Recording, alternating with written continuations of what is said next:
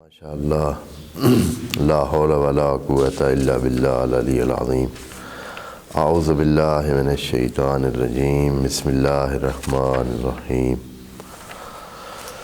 الحمد للہ وکفی والصلاة والسلام علی عبادہ الذین اصطفی اما بعد فرب اشرح لی صدری ویسر لی امری واحلل عقدۃ من لسانی یفقہوا قولی وقل رب ادخلنی مدخل صدق واخرجنی مخرج صدق واجعل لی من لدنک سلطانا نصیرا بسم اللہ وباللہ وتوکلت علی اللہ۔ قال اللہ تبارک و تعالی فی سورۃ البقرہ آیت نمبر 271۔ اعوذ باللہ من الشیطان الرجیم بسم اللہ الرحمن الرحیم ان تبدوا الصدقات فنعما ہی وان تخفوها وتؤتوها الفقراء فهو خیر لکم ویکفر عنکم من سیئاتکم واللہ بما تعملون خبیر۔ وعلیکم السلام۔ صدق اللہ العظیم۔ انفاق کی بحث میں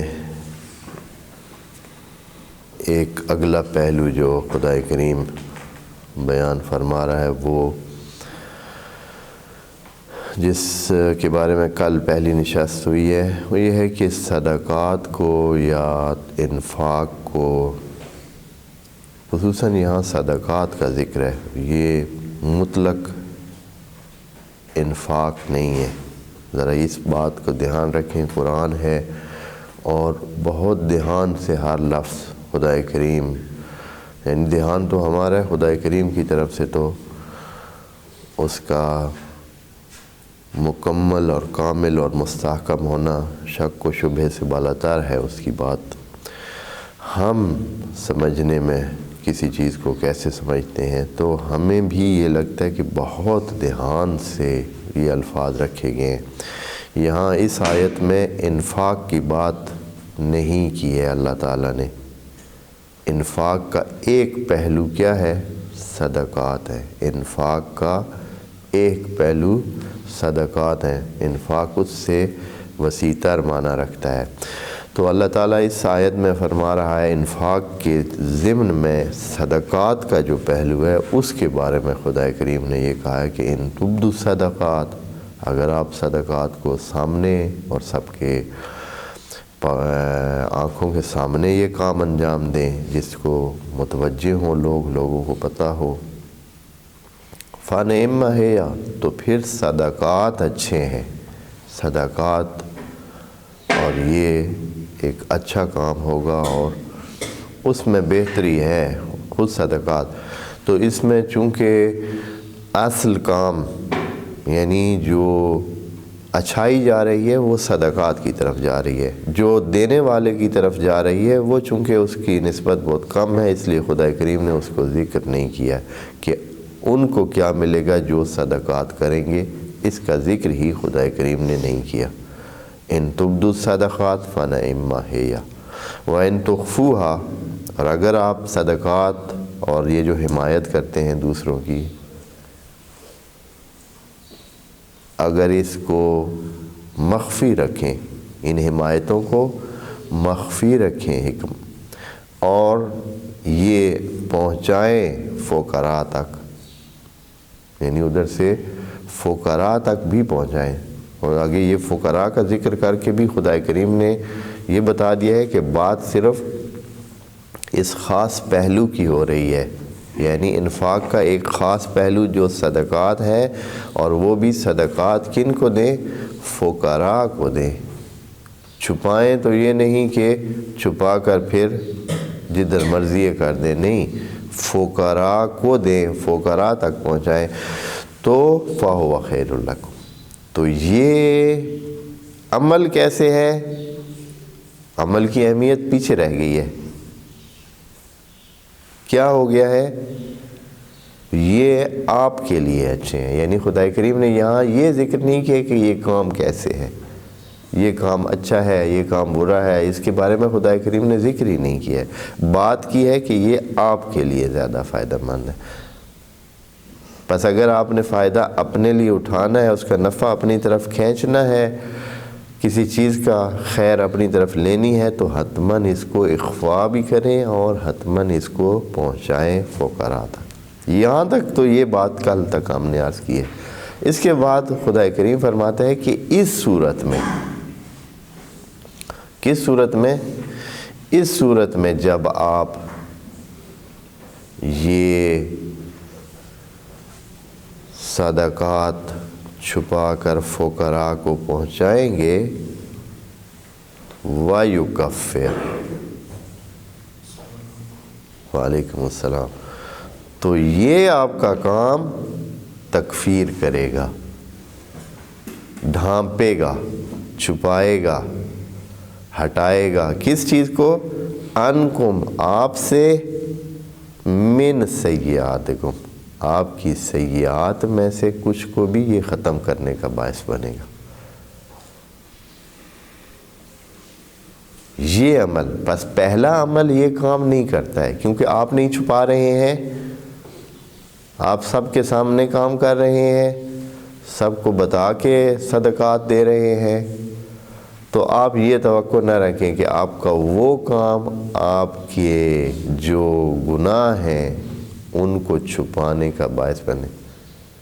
خدا کریم فرماتا ہے کہ یہ کام آپ کے گناہوں کو بھی چھپائے گا. کیا؟ جب آپ صدقات چھپا کر دیں گے تو کتنے گناہ ہوں گے، کتنی خرابیاں ہوں گی جو اس کی وجہ سے چھپ جائیں گی. وَيُكَفِّرْ عَنْكُمْ مِنْ سَيِّئَاتِكُمْ، سارے گناہ نہیں. ہاں یہ نہ سمجھیں کہ آپ بس پھر سارے گناہ ہیں. اچھا، کافرہ کا معنی بھی کرتے ہیں. وَيُكَفِّرْ، بات سمجھ آئے کہ یہ ضمیر جو یکفر میں ہے فاعل ہے، وہ وہی ہوا ہے جو پیچھے ذکر ہوا ہے. فَهُوَ خَيْرٌ لَكُمْ فَهُوَ يُكَفِّرْ عَنْكُمْ مِنْ سَيِّئَاتِكُمْ. یکفر کا کیا معنی ہے؟ کافرہ کا معنی ہوتا ہے کہ کوئی چیز جو سامنے ہے اس کو چھپانا. جو سامنے ہے، جس کو سامنے یعنی بنتا ہے کہ وہ سامنے ہی ہو، اس کو ڈھانپنا، اس کو چھپانا،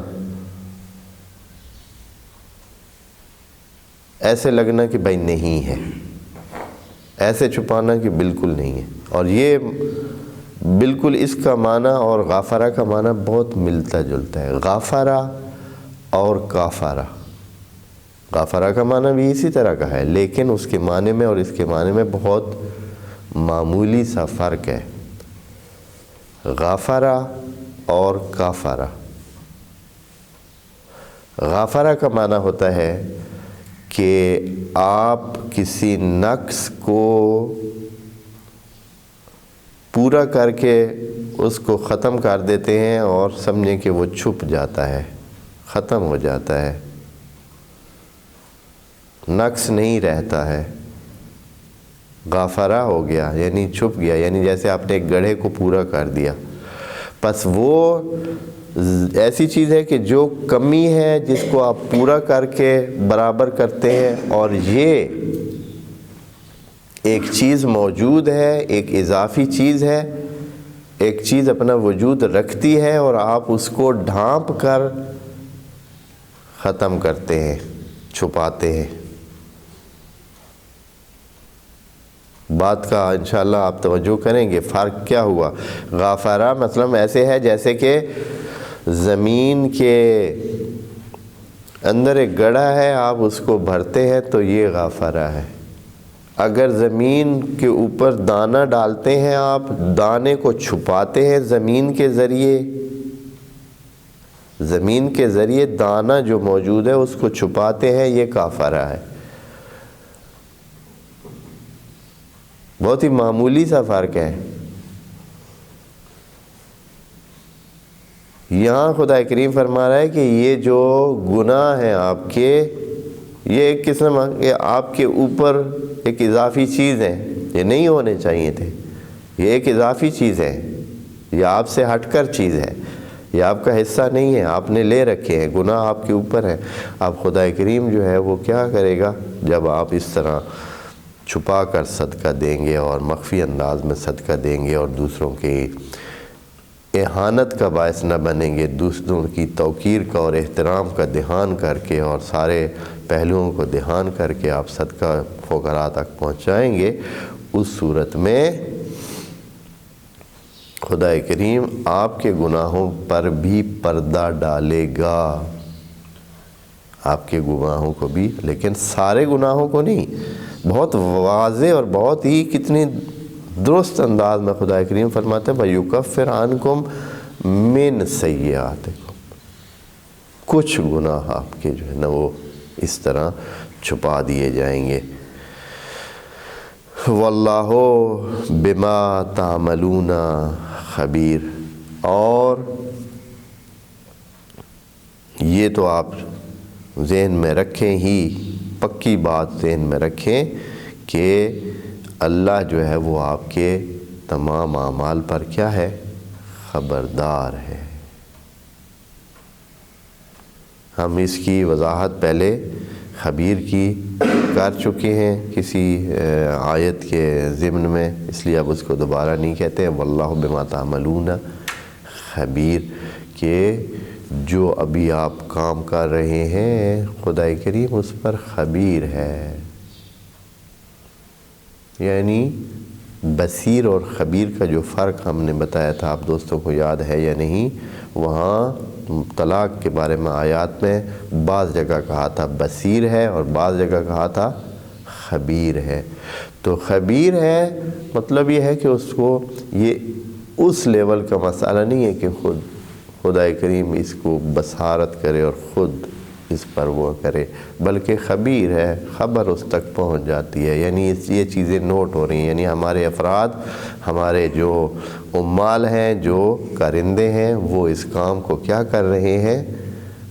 درج کر رہے ہیں، نوٹ میں ہے، اور کہ آپ صدقہ کیسے دے رہے ہیں، آپ سامنے کر رہے ہیں یا سب کے سامنے یہ کام ہو رہا ہے، یا یہ ہے کہ آپ اس کو چھپا کر اور پوشیدہ انداز میں کر رہے ہیں۔ واللہ بما تعملون خبیر، آپ بے فکر ہو جائیں، اللہ آپ کے ہر کام بارے خبردار ہے، اور اسی کے مطابق یہ کہنے کا یہ جو جملہ آخر میں خدا کریم نے کہا ہے، تو اس کا مطلب یہ ہے کہ یہ خیال نہ کریں کہ بھائی کوئی ہمارے کام کا جو ہے نا ہم چھپا کر کریں گے تو ہمارا فائدہ نہیں ہوگا، یا یہ ہے کہ ہم سامنے کریں یا چھپا کر کریں کیا فرق پڑتا ہے، یا اس سے نہیں۔ یہ بتا کر خدا کریم نے یہ خبیر کا لفظ کہہ کر کہ آپ یہ نہ کہیں کہ کوئی چیز اگنور ہو جائے گی، نہیں، سب چیزیں جیسے ہو رہی ہیں اسی انداز میں ہی خدا کریم ان کی خبرگیری کرتا ہے اور پھر اس کے مطابق عمل کرتا ہے۔ اچھا، یہ آیت یہاں ختم ہو گئی۔ درمیان میں ایک مسئلہ پیش آیا۔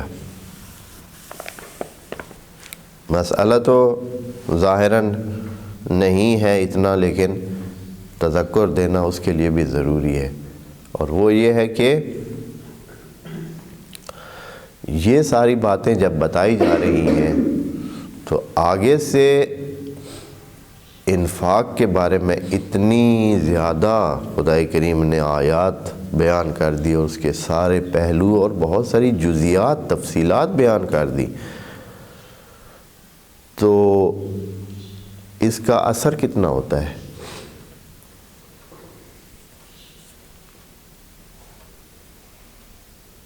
مثلا ہم آپس میں بیٹھے ہیں، کہنے کو تو خدا کریم نے بہت کچھ کہہ دیا ہے، بہت اس کے منافع ذکر کر دیے ہیں، فوائد ذکر کر دیے ہیں، دنیا اور آخرت کے نفع ذکر کر دیے ہیں، لیکن اثر کتنا ہونا ہے؟ یا اس وقت جب نبی کے زمانہ تھا تو اس وقت کتنا اثر ہوا تھا یا ہو سکتا تھا؟ بہت کم اثر ہوتا ہے۔ انفاق کرنا آسان کام نہیں ہے، بلکہ خدا کریم نے تو انسان کو کہا ہے کہ وَقَانَ الْإِنسَانُ قَتُورًا،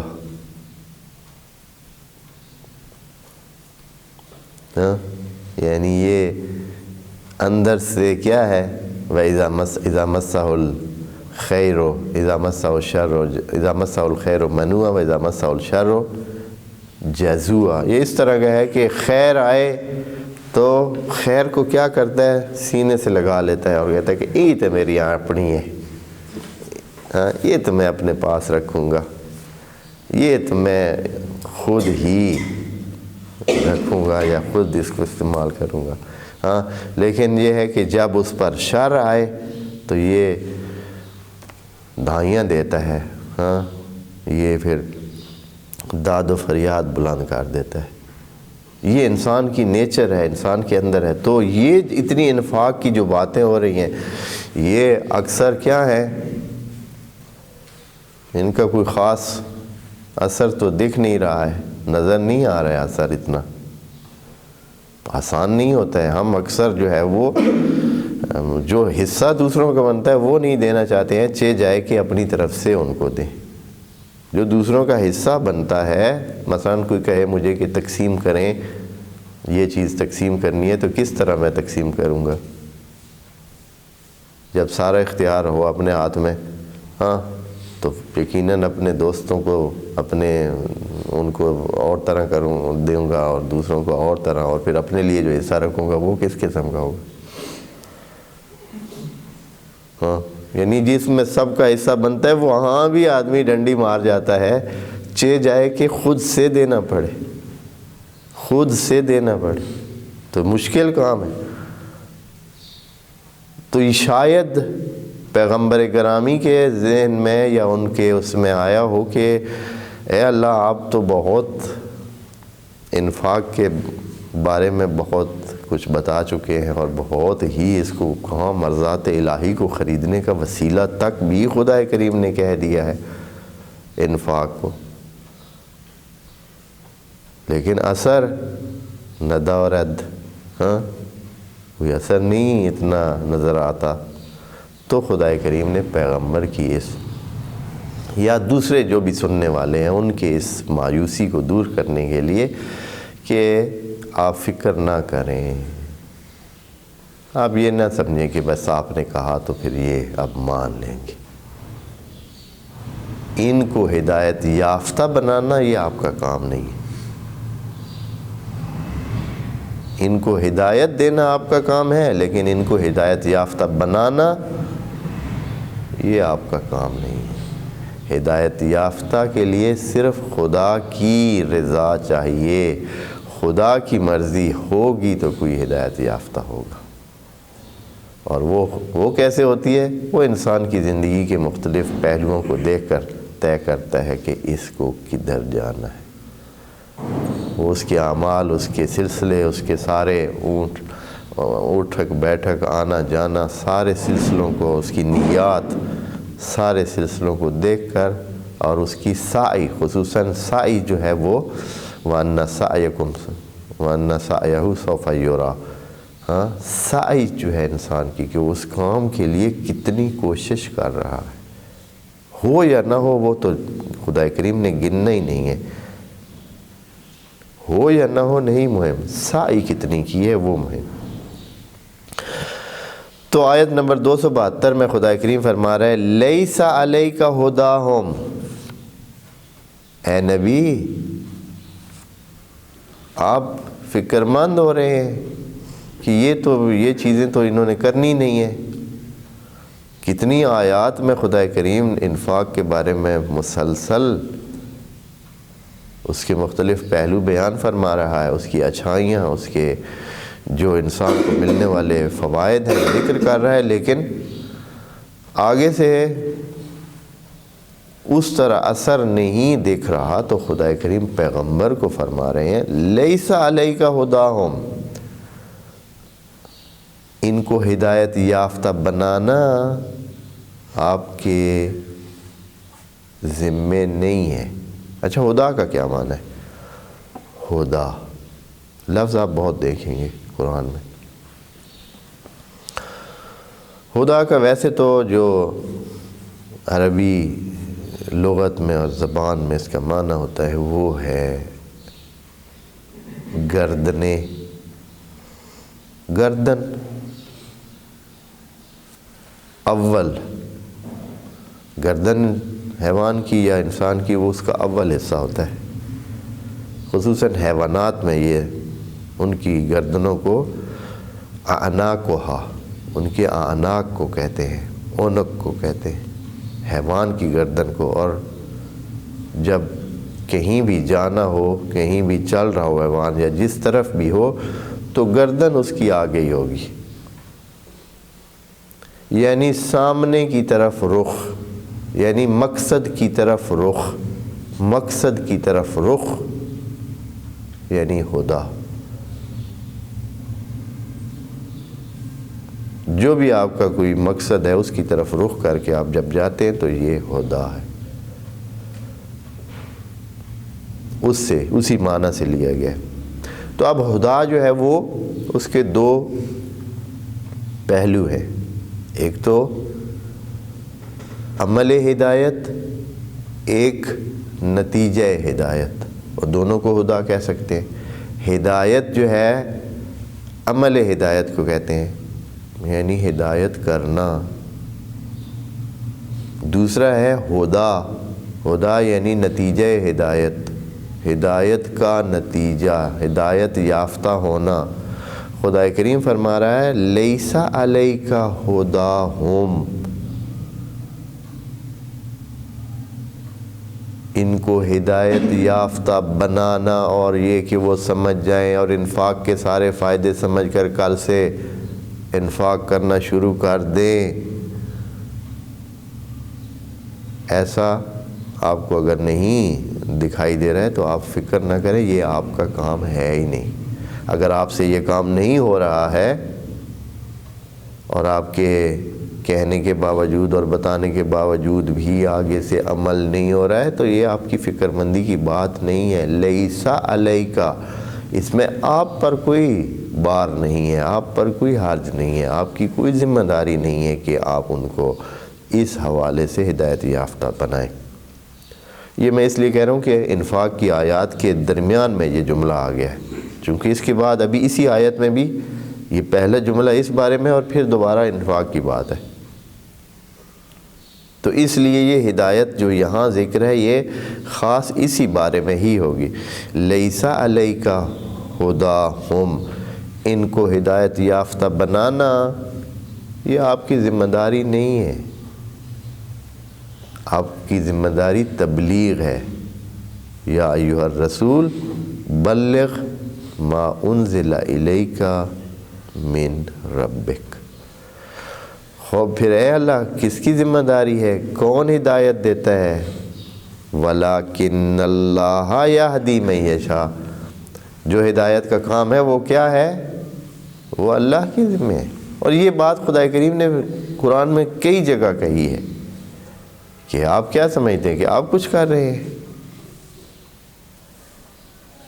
یا ایک اور آیت میں کہا ہے کہ اِنَّكَ لَا تَهْدِي مَنْ أَحْبَبْتَ، جس کو آپ چاہتے ہیں یا جس کو آپ چاہیں تو یہ نہیں کہ آپ اس کو ہدایت دے سکیں گے۔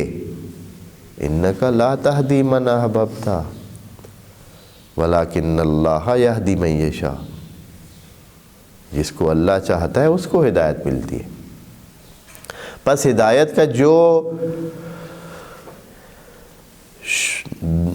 تعلیمی پہلو ہے، یعنی ہدایت دینے کا عمل جو ہے وہ تو نبی کے ذمہ ہے، لیکن جو نتیجہ ہے،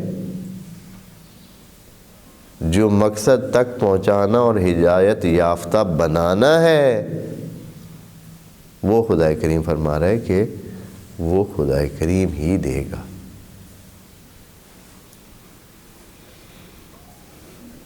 چونکہ اس آیت میں انک لا تہدی من احببت، اس میں یہ بھی ہے انک لا تہدی، یعنی آپ ہدایت نہیں دے سکتے، یعنی ہدایت یافتہ نہیں بنا سکتے۔ وَإِلَّا ہدایت بمعنی تعلیم، بمعنی تربیت، بمعنی رہنمائی، وہ تو نبی کا کام ہی یہی تھا۔ پس جو ہدایت کا حاصل ہے، حاصل ہدایت جو ہدا ہے، وہ نبی سے کیا کیا جا رہا ہے؟ نفی کیا جا رہا ہے کہ آپ کے ہاتھ میں ان کو ہدایت یافتہ بنانا نہیں ہے۔ لیس علیک ہداہم ولکن اللہ یہدی من یشاء، یہاں سے خدا کریم چھوٹا سا ایک جملہ نبی کو کہہ کر بات کا رخ پھر مومنین کی طرف کر دیتا ہے۔ ایک ہی آیت میں پہلے نبی سے تھوڑا سا جملہ ایک کہہ کر، اس کہنے میں یہ بات بھی سامنے آ جاتی ہے کہ مومنین بھی متوجہ ہوں کہ پیغمبر کی ذمہ داری کتنی ہے، یعنی یہ کہ پیغمبر کو، نبی کو وہ کتنا اپنے اس میں سمجھیں، یعنی یہ کہنا چاہتے ہیں کہ ان کے خرابی اور ان کی اچھائی کا ذمہ دار نبی نہیں ہے، ہر کسی نے اپنا کام خود کرنا ہے۔ نبی کو درمیان میں یہ جملہ کہہ کر پھر بات کو مومنین کی طرف موڑنا، یعنی دونوں ہی سامنے ہیں، دونوں ہی سامنے ہیں۔ پہلے نبی سے بات کی، فوراً مومنین سے بات کی۔ تو اس کا مطلب یہ ہے کہ مومنین کے ذہنوں میں ان کے سامنے جو بات ہو رہی ہے، یعنی ایک ہی آیت میں پہلا جملہ نبی کے لیے، دوسرا جملہ اور اس کے بعد ساری بات مومنین کے لیے، اور ہے بھی دونوں خطاب، یعنی پہلے نبی کو خطاب، پھر مومنین کو خطاب۔ اس سے یہ پتہ چلتا ہے کہ وہ بات جو نبی کو کہی جا رہی ہے وہ مومنین کو سنانا بھی مقصد ہے، یعنی مومنین کو بھی یہ بتانا ہے کہ اگر آپ لوگ نبی کی بات نہیں مان رہے ہیں تو اس سے نبی کو کوئی فرق پڑنے والا نہیں ہے۔ نبی کا کام آپ کو ہدایت دینا نہیں ہے، اگر آپ نے ہدایت پانی ہے تو وہ اللہ کے دروازے پہ آئیں گے۔ نبی کا کام ہدایت پہنچانا ہے، آپ کو ہدایت یافتہ بنانا نہیں ہے۔ اگر ہدایت یافتہ بننا ہے تو اس کی توفیق حاصل کرنے کے لیے کدھر جانا پڑے گا؟ وَلَكِنَّ اللَّهَ يَهْدِي مَن يَشَاءُ۔ ایسے نہیں ہے کہ آپ دو چار باتیں سن کر جو ہے وہ پھر متقی پرہیزگار بن جائیں گے، نہیں، یہ تو اللہ سے مانگنا پڑے گا۔ خود ہدایت اہدنا الصراط المستقیم دن میں 17 بار آپ سے کہلوایا جا رہا ہے، یہ سادہ چیز نہیں ہے۔ 17 رکعت نماز پڑھتے ہیں، حمد ہر رکعت میں آپ پڑھ سکتے ہیں، نہیں تو کم از کم 10 میں تو پکا آپ کو پڑھنا ہے، آپ کی نماز ہی نہیں ہو سکتی جتنے تک آپ اہدنا الصراط المستقیم نہ کہیں۔ تو 10 مرتبہ تو آپ کو قطعی مانگنا ہے، یعنی خدا کریم آپ کو کہہ رہا ہے کہ ہدایت کے لیے میرے دروازے پہ ہی، میرے سامنے میری چوکھٹ پہ اپنا سر رکھیں، پھر ہدایت کی توقع رکھیں۔ یہ نہیں کہ آپ بس ہر بندہ ایرا غیرہ نتھو خیرہ جو ہے وہ ہدایت یافتہ ہو کر جنت کا حقدار بن جائے گا اور پھر خدا کے قرب میں رہ کر موجیں کرے گا، ایسی کہانی نہیں ہے۔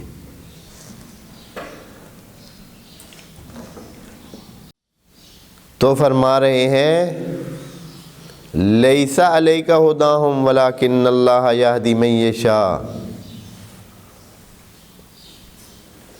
آپ کے اختیار میں، آپ کے ذمہ نہیں ہے ان کی ہدایت، اللہ ہدایت دیتا ہے جس کو وہ چاہتا ہے۔ اچھا، اس کے بعد فوراً رخ مومنین کی طرف، وَمَا تُنْفِقُوا مِنْ خَيْرٍ فَلِأَنفُسِكُمْ، یہاں وہی بات جو عرض کی ہے کہ مومنوں کو تھوڑا سا سختی کے لہجے میں اب بات آ گئی ہے. جو بات بہت ہی ترغیبانہ انداز میں ہو رہی تھی اور انفاق کی اچھائیاں بیان کر کے مومنین کو، مسلمین کو انفاق کی طرف ترغیب دی جا رہی تھی، فائدے بتائے جا رہے تھے، اب تھوڑا سا جو ہے نا اللہ تعالیٰ نے اس اپنے لہجے کو کیا کر لیا ہے، اس آیت میں لہجہ تھوڑا سا سخت ہو گیا. پہلے تو سیدھا نبی سے شروع کی ہے نا بات کہ آپ کے ذمے نہیں ہے، یعنی اگر یہ نہیں کر رہے ہیں یا نہیں کرنا چاہتے ہیں یا اس طرف نہیں جانا چاہتے ہیں تو آپ پریشان نہ ہو. پھر ڈائریکٹ خطاب کیا اور جملہ کیا کہا، تھوڑا سخت جملہ ہے. کیا کہا؟ وَمَا تُنْفِقُوا مِنْ خَيْرٍ فَلِأَنفُسِكُمْ. اگر کوئی آپ انفاق خیر کر رہے ہیں، اگر کوئی اچھائی کرتے ہیں، آپ انفاق کرتے ہیں، فَلِأَنفُسِكُمْ.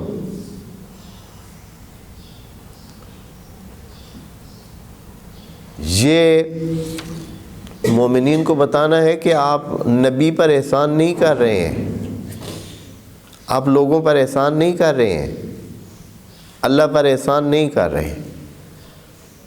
ذرا ذہن کو بالکل صاف رکھ کے چلیں. اگر آپ انفاق کرتے ہیں فَلِأَنفُسِكُمْ، اس کا تمام تر نفع جو پلٹنا ہے وہ آپ کی طرف، اس کا فائدہ آپ کو ہی پہنچنا ہے. وَمَا تُنْفِقُوا مِنْ خَيْرٍ، کچھ بھی خیر آپ دے رہے ہیں، کچھ بھی خیر کر رہے ہیں.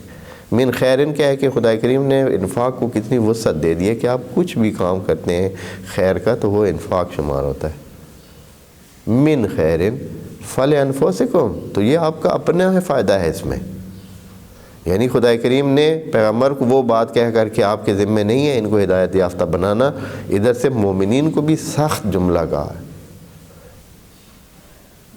کہ یہ کہ آپ اگر مان نہیں رہے ہیں یا آپ اس کا اثر نہیں لے رہے ہیں، یا یہ ہے کہ اگر کریں گے تو نبی کے حوالے سے آپ کا کوئی لینا دینا نہیں ہے کہ اس پر احسان نہ کریں کہ کل مثلا کوئی انفاق کر کے نبی کے سامنے لے، اچھا جی ٹھیک ہے میں آپ نے اب بات بتائی ہے تو میں اتنا اعلان کرتا ہوں، تاکہ وہ نبی پر بھی کیا کر رہے ہیں بعض اوقات احسان، یا بعض لوگ دوسرے بھی ہوتے ہیں تو وہ اپنا احسان جتانے کے لیے اس قسم کا کام کر بھی دیتے ہیں کہ بھئی اچھا ٹھیک ہے جی آپ کہہ رہے ہیں تو ہم یہ اتنی اچھائی کے لیے اتنا کام کرتے ہیں. تو خدا کریم ڈائریکٹ فرما رہا ہے وَمَا تُنْفِقُوا مِنْ خَيْرٍ فَلِأَنفُسِكُمْ، یہ آپ کا اپنا فائدہ ہے. کرنا ہے تو کریں، نہیں کرنا ہے تو بھی نقصان آپ کا ہے. اور پھر اے اللہ آپ کا اس میں کیا، اگر ہم نے اپنے لیے ہی کرنا ہے تو پھر اے اللہ آپ کا اور ہمارا آپس میں پھر کیا تعلق ہے، ہمارے اس کام سے آپ کے ساتھ ہمارا کچھ لینا دینا بنے گا یا نہیں. یہ جو ہمارے لیے ہم جو انفاق کریں گے تو ہمیں ملے گا اس کا نتیجہ، درمیان میں آپ کا مقام کیا ہوگا، آپ کدھر ہوں گے، ہماری اور آپ کی نسبت کیا ہوگی. تو فرماتے ہیں وَمَا تُنْفِقُوا إِلَّا ابْتِغَاءَ وَجْهِ اللَّهِ، یہ جو آپ انفاق کریں گے تو اس سے آپ وجہ اللہ پائیں گے. یعنی یہ ہے کہ اللہ کا رخ پائیں گے، یعنی اللہ کی توجہ پائیں گے، اللہ کا قرب پائیں گے. اور اللہ کا قرب ہی تو سب چیز ہے، یعنی جو چیز ہے تو وہ اللہ کا قرب ہی ہے، اس لیے کہ اللہ اور اللہ کا قرب ہی سب اچھائی ہے. اگر دنیا میں جو بھی اچھائی ہے، جو بھی انسان چاہتا ہے اچھائی جو کچھ ہے، جو کہ جتنے مثبتات ہیں وہ ساری اچھائیاں ہیں، ساری صفات الہی اچھائیاں ہیں، وہ ساری کی ساری انسان چاہتا ہے. انسان سارے کام اچھے جتنے ہیں چاہتا ہے، چاہے وہ اس کو نفع ملتا ہے، چاہے اس کی لذت جو ہے وہ جسمانی لذت ہوتی ہے، چاہے روحانی لذت ہوتی ہے، چاہے دل کی لذت ہوتی ہے، چاہے عقلانی لذت ہوتی ہے۔ علم انسان کو لذت دیتا ہے، لیکن وہ کون سی لذت ہوتی ہے؟ عقلانی لذت ہوتی ہے۔ یہ نہیں کہ وہ انسان کو نفع دیتا ہے۔ کچھ چیزیں انسان کے دل کو بھاتی ہیں، دل انسان کا خوش ہوتا ہے۔ کچھ چیزیں جسم کا فائدہ ہوتی ہیں، جسم مثلا آپ مٹھاس منہ میں ڈالیں تو آپ کا منہ جو ہے، آپ کا زبان ذائقہ وہ خوش ہو جائے گا، اور اس کی خوشی آپ کے سارے جسم و ذہن میں دوڑ جائے گی، اس کو اچھا لگے گا۔ کچھ چیزیں جو صرف دل کو اچھی لگتی ہیں، ہاں، جیسے آپ اپنے دوستوں عزیزوں کو ملتے ہیں تو آپ کا دل، جسم کو تو کوئی فائدہ نہیں، دل اچھا ہوتا ہے، ذہن کو بھی کوئی خاص وہ نہیں ہوتا ہے۔ لیکن جب آپ کا ایک کوئی سوال حل ہوتا ہے نا، جب آپ کی معلومات بڑھ جاتی ہیں، تو پھر آپ کا کیا دماغ باغ ہو جاتا ہے، خوش ہوتا ہے۔ یا جب آپ کو پتہ ہوتا ہے کہ آپ کو پتہ ہے، سینکڑوں لوگوں کو وہ چیزیں پتہ نہیں ہیں۔ مثلا کسی مشین کو آپ چلا سکتے ہیں، دوسرے نہیں چلا سکتے۔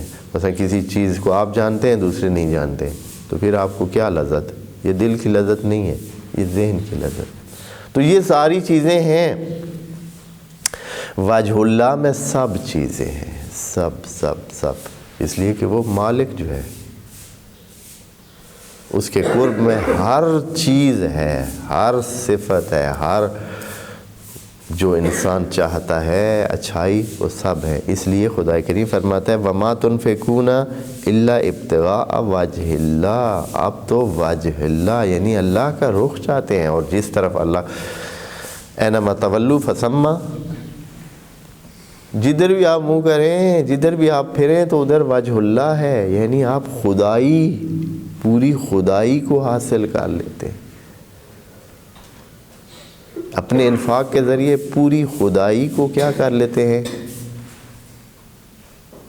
حاصل کرنے کا موقع ہے۔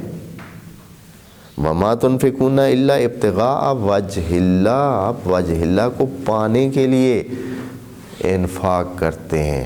یعنی کہا کہ یہ صرف اپنا اس کا فائدہ آپ کو ملے گا، اور پھر اس کو پھیلا دیا پوری خدائی پر۔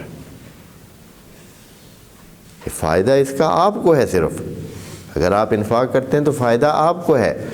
تو اے اللہ ہمارا آپ کے ساتھ اور آپ کی اس خدائی کے ساتھ کیا تعلق اس ہمارے انفاق کا؟ تو کہتا ہے کہ یہ انفاق آپ کا اس پوری خدائی کو پانے کے لیے ہے، ابتغاء وجہ اللہ۔